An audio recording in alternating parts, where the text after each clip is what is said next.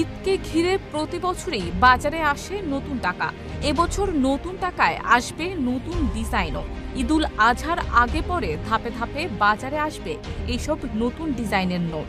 তবে নতুন নোটগুলোর নকশায় আর থাকছে না বঙ্গবন্ধু শেখ মুজিবুর রহমানের ছবি। তার বদলে নোটগুলোতে তুলে ধরা হচ্ছে জুলাই বিপ্লবের শহীদ, তারুণ্য, সুন্দরবন এবং দেশের ঐতিহ্য ও সংস্কৃতির নানান দিক।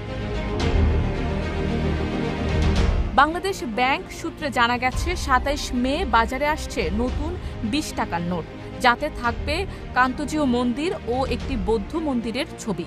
এরপর ২৯ বা ৩০ মে আসবে ৫০ টাকার নোট, যেখানে থাকবে শিল্পাচার্য জয়নুল আবেদিনের দুর্ভিক্ষ চিত্র এবং আতিয়া মসজিদের ছবি।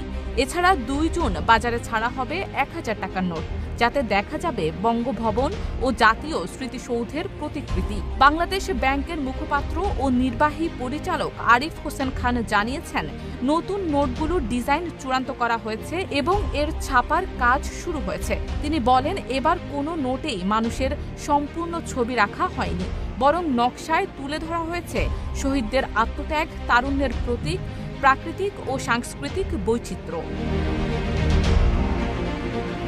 ঈদের পর বাজারে আসবে ৫ টাকার নতুন নোট, যেখানে থাকবে আবু সাঈদ ও মুগ্ধের অবয়ব। ইউরোপ থেকে নিরাপত্তা কাগজ সরবরাহে বিলম্বের কারণে এই নোটটি কিছুটা দেরিতে ছাড়া হচ্ছে। এছাড়া ১০ টাকার নোটে থাকছে তারুণ্যের ঐক্যের প্রতীক ও জাতীয় মসজিদ বায়তুল মোকাররমের ছবি।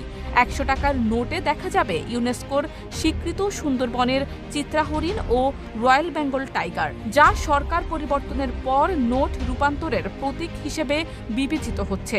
২০০ টাকার নোটে থাকছে ধর্মীয় সহাবস্থানের প্রতীক, মসজিদ, মন্দির, গির্জা ও প্যাগোডা। ৫০০ টাকার নোটে থাকবে ঐতিহাসিক আহসান মঞ্জিলের ছবি। উল্লেখ্য, বাংলাদেশের স্বাধীনতার পর ১৯৭২ সালের ৪ মার্চ প্রথম কাগজে মুদ্রা চালু হয়, যেখানে ছিল দেশের মানচিত্র খচিত ১ টাকার নোট। পরবর্তী সময়ে ৫, ১০, ৫০, ১০০ ও ৫০০ টাকার নোট আসে পর্যায়ক্রমে। ২০০৯ সালের ১৭ জুলাই বাজারে আসে সর্বোচ্চ মূল্যমানের ১০০০ টাকার নোট এবং ২০২০ সালে চালু হয় ২০০ টাকার নোট। এবার নতুন রূপে ফিরে আসছে এই নোটগুলো, যা দেশের ইতিহাস, ঐতিহ্য ও সংস্কৃতির সঙ্গে নতুন প্রজন্মকে পরিচয় করিয়ে দেবে। শারমিন নিশু, ঢাকা পোস্ট।